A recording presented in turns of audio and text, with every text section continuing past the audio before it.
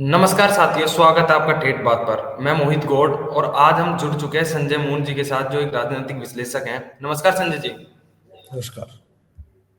संजय जी, आज हम उस मुद्दे पे बात करने जा रहे हैं जिसमें कांग्रेस बड़ी मशक्कत कर रही है लोगों को समझाने की और साथ ही अपने नेताओं को भी। तो उसी के उपलक्ष्य में कांग्रेस ने 14 दिसंबर को वोट चोर गद्दी छोड़ रैली वोट चोर वोट चोर गद्दी छोड़ रैली रखी है।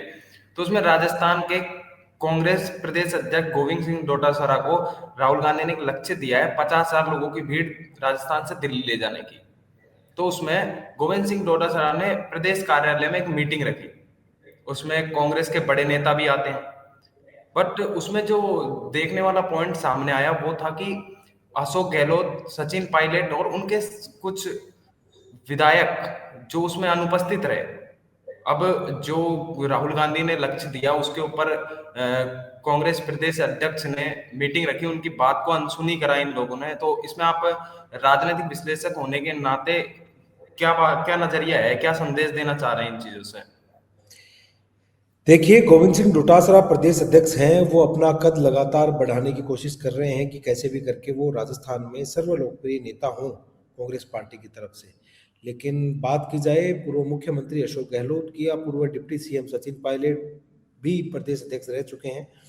गहलोत और पायलट कभी भी ये नहीं चाहेंगे कि उनके कंपटीशन में एक व्यक्ति आने वाले चुनाव में खड़ा हो। चूंकि 2028 में राजस्थान में दोबारा चुनाव होंगे, इस बार तो इनकी सरकार नहीं आएगी, लेकिन 2033 में अगर मानो इनका कोई ये अगर मेहनत करते हैं, तो तब तक भी अगर कोई नेता अपने आप को इतना बड़ा नहीं बना ले कि वो इनके समकक्ष खड़ा हो जाए, वो इनके बराबर खड़ा हो जाए, अपनी पॉपुलैरिटी इतनी ज़्यादा कर ले। और इसीलिए ये लोग अपने आप को उनसे डिस्टेंस किए हुए हैं कि कैसे भी करके वो उसकी रैली में या यूं कहें उनकी मीटिंग के अंदर नहीं जाएं। अगर मीटिंग में जाते हैं तो उनका जो कद है वो तो चलो बरकरार रहता है, लेकिन गोविंद सिंह डोटासरा का कद उनके बराबर पहुंच सकता है और वो डोटासरा को कभी भी अपने बराबर नहीं देखना चाहेंगे। यही कारण है कि वो इस मीटिंग में नहीं आए। तो जैसे आपने कहा कि वो अपना अपने से ज्यादा कद बड़ा ना करने के लिए सचिन पायलट और गहलोत जी सामने नहीं आए। तो गहलोत जी का अपन देखते हैं कि गहलोत जी तो कुछ दिनों से कांग्रेस से कहीं ज्यादा ही नाराज दिखते हैं। कहीं जैसे राहुल गांधी के ऊपर भी सवाल उठा रहे हैं कि उनकी 2.5 साल के मुख्यमंत्री वाली बात पे भी जवाब उठाते हैं। और जो बात कह रहे हो आप, अशोक गहलोत और सचिन पायलट, उनको आगे नहीं बढ़ने देना चाहते हैं। तो अशोक गहलोत और सचिन पायलट में तो वैसे ही नहीं बनती, वो तो पूरे कांग्रेस को और पूरी जनता को पता है। तो क्या अब वही चीज वो डोटासरा के साथ करेंगे कि डोटासरा को आगे नहीं आने देंगे? बिल्कुल हाँ, अशोक गहलोत जाने जाते हैं इस मामले के लिए। अशोक गहलोत का अगर आप इतिहास उठाकर देखें तो अशोक गहलोत हमेशा से ही एक न एक नेता को निपटाते रहते हैं। कोई भी नेता अगर उनसे आगे निकलने की कोशिश करता है, अगर आप रिसेंट एग्जाम्पल देख रहे हैं गोविंद सिंह डोटासरा का, ये आपको साफ तौर पर समझ में आ रहा है कि अशोक गहलोत बिल्कुल भी नहीं चाहते कि गोविंद सिंह डोटासरा अपने आप को प्रदेश स्तरीय बड़ा नेता बना ले, कि उनकी स्वीकार्यता हर जिले में बढ़ जाए, हर तहसील में, हर विधानसभा में। गहलोत तो स्वयं मुख्यमंत्री रहे हैं, उनका तो वैसे भी कद बड़ा है, वो अपने आप को पॉपुलर भी पाते हैं। लेकिन वो बिल्कुल नहीं चाहते कि कांग्रेस पार्टी के अंदर इस प्रकार का एक नेता, चूंकि पहले से ही उनके पास सचिन पायलट नाम का एक कंपटीशन खड़ा है, तो वो एक नया कंपटीशन बिल्कुल नहीं चाहेंगे कि जिसको मैंने नेता बनाया, जिसको मैंने इतना बड़ा कर दिया, वो आदमी उसी के पीछे लग जाए या उसकी वजह से आने वाले समय में गहलोत के जो राजनीतिक मंसूबे हैं वो कामयाब नहीं हो पाए।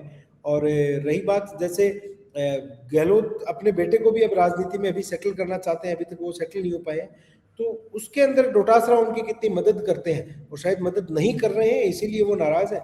जिस दिन डोटासरा ये हामी भर देंगे कि हाँ वो उनके बेटे की मदद कर देते हैं या कहीं भी वो उनके बेटे को सेटल कर देते हैं कांग्रेस के अंदर, तब फिर गहलोत और पायलट की ये क्या, गहलोत और डोटासरा के रिश्ते हैं ये ठीक भी हो सकते हैं। तो ये क्या गहलोत की नाराजगी इतनी बढ़ सकती है कि वो सचिन पायलट के साथ हाथ मिलाकर जो डोटासरा जी हैं उनका बिल्कुल ही पत्ता साफ कर दें? बिल्कुल, ये गहलोत जी हमेशा जाने जाते हैं। गहलोत का एक जो राजनीति करने का तरीका है, वो यही है कि वो विरोधी के साथ हाथ मिला लेते हैं। अगर आपने राजस्थान में कहावत सुनी हो कि राजस्थान में गहलोत और वसुंधरा ये एक है, कि 5 साल गहलोत, 5 साल वसुंधरा, इस प्रकार की एक बातचीत चलती थी राजनीतिक हलकों में, इसकी चर्चाएँ होती थी। और आज भी अगर आप झालावाड़ की तरफ जाते हैं या सरदारपुरा की तरफ जाते हैं, तो आपको साफ तौर पर समझ में आता है कि झालावाड़ में वसुंधरा के सामने कैंडिडेट सेलेक्ट करते समय गहलोत वसुंधरा को फ्री हैंड देते थे कांग्रेस का कैंडिडेट सेलेक्ट करने के लिए। वहीं भाजपा का कैंडिडेट सेलेक्ट करने के लिए वसुंधरा उनको फ्री हैंड देती थी कि आप यहाँ अपना कैंडिडेट खड़ा कर सकती हैं। तो उस प्रकार का इनका गठजोड़ रहा।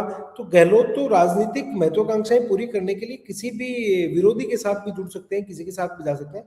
तो अगर वो सचिन पायलट के साथ जाते हैं तो इसमें कोई दो राय नहीं है कि वो डोटासरा को निपटाने के लिए पहले वो पायलट को सीधा भी बोल सकते हैं कि देखो अभी हम दो हैं, एक नया और तैयार ना हो जाए, कहीं ये हम दोनों के बीच की, जैसा वो आपने बंदर बिल्ली वाली कहानी सुनी होगी, दो बिल्लियों के झगड़े में एक बंदर रोटी खा गया, तो वो वाली घटना इनके साथ नहीं हो जाए। इसलिए ये पहले ही चाह रहे हैं कि जो आने से डोटासरा को बड़ा होने से पहले ही निपटा दो, ताकि कंपटीशन दो लोगों के बीच में रहे, तीन लोग कंपटीटर नहीं बने।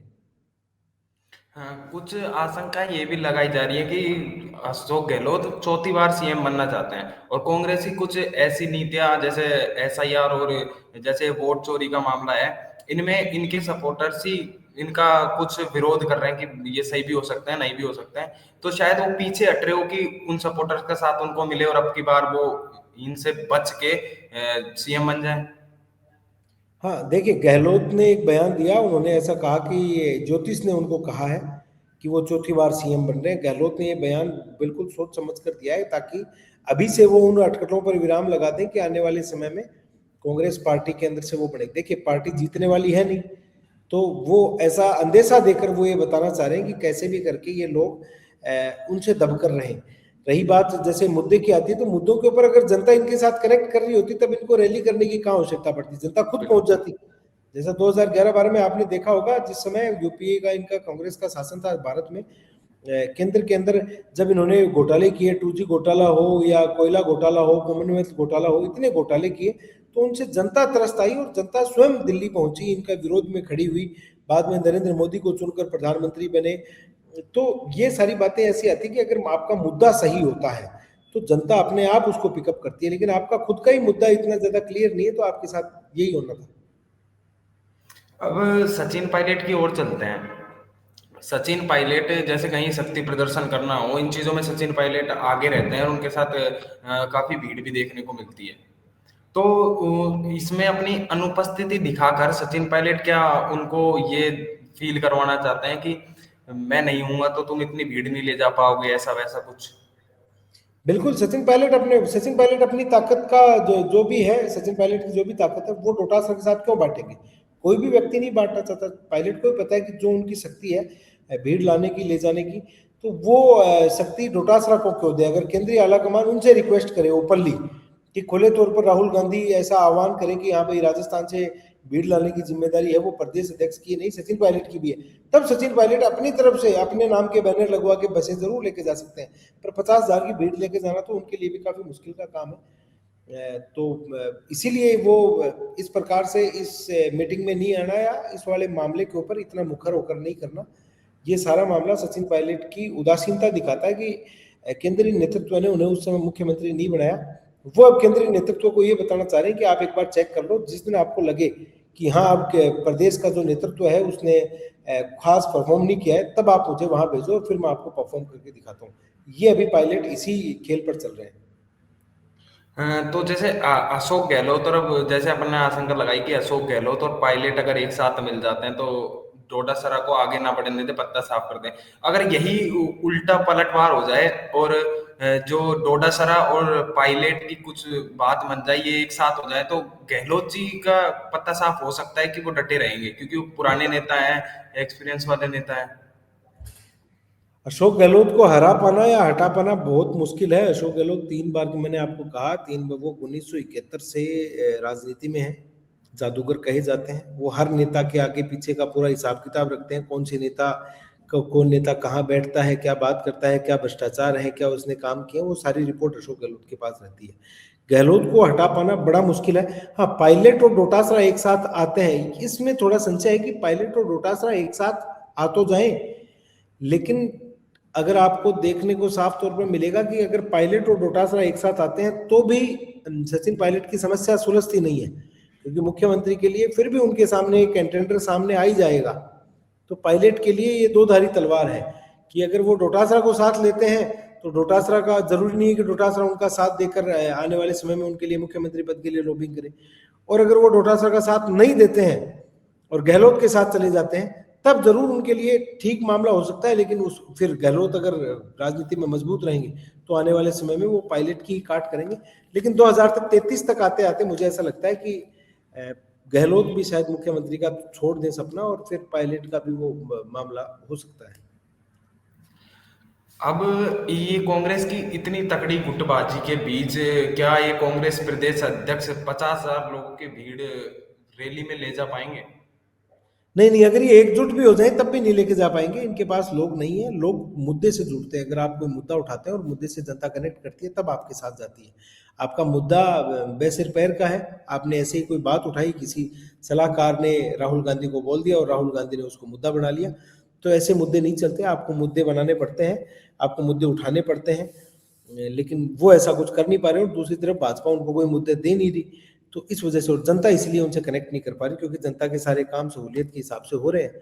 तो जनता को लगता है कि फिर फालतू की बातों में अपना समय क्यों खराब करना। जनता तब उठती है जब जनता को लगता है कि उसके जो अधिकार है उनके साथ कुठाराघात हो रहा है, और जब नहीं हो रहा तो फिर जनता इनके साथ नहीं जाएगी, चाहे ये कितनी भी कोशिश कर ले। हाँ, धन्यवाद संजय जी हमारे दर्शकों को ये सब जानकारी देने के लिए।